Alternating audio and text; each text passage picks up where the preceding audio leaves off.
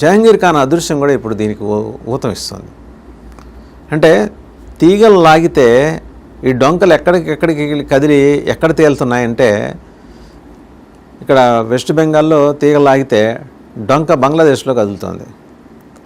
ఇంకా ఆశ్చర్యకరమైన విషయం ఏంటంటే, చాలామంది నేరగాళ్ళు ఇందులో కేవలం ఈ ఒక్క ఇన్సిడెంటే కాదు, భూకబ్జాలు, బెదిరింపులు, ఇంకా చాలా చోట్ల అత్యాచారాలు and human trafficking, women trafficking, child trafficking ఇవన్నీ చేసిన వాళ్ళు, అక్కడి నుంచి ఫేక్ కరెన్సీ ఇక్కడ తీసుకొచ్చి పంపిణీ చేసిన వాళ్ళు, ఇక్కడి నుంచి శారదా స్కామ్ డబ్బులు తీసుకెళ్ళి జమాతే ఇస్లామీకి ఇచ్చి సపోర్ట్ చేసిన వాళ్ళు.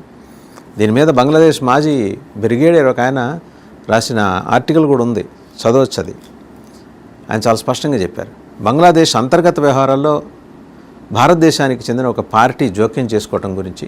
అప్పట్లో షేక్ హసీనా మన ప్రధానమంత్రి నరేంద్ర మోదీ గారికి కూడా ఒక డోసియర్ సమర్పించారు ఆవిడ, ఎలా చేసుకుంటూ వస్తుంది అనేది. ఈమె వెనకాల ఉన్న నెట్వర్క్స్ 10-15 దేశాల్లో విస్తరించున్న ఒక 15 ఆర్గనైజేషన్స్, ఒక 5-6 గ్రేట్ ఇండివిజువల్స్, వీళ్ళందరి వెనకాల సిఐఏ ప్లాట్ దేశంలో అన్రెస్ట్ క్రియేట్ చేయడానికి. అంటే కుట్రకోణం ఏదో బంగ్లాదేశ్ని వెస్ట్ బెంగాల్కి మధ్య ఉన్న 2217 కిలోమీటర్ల బార్డర్లో ఒక 600 కిలోమీటర్ల వరకు ఇప్పుడు మనకు బార్డర్ లేదు. ఆ మిగిలిన బార్డర్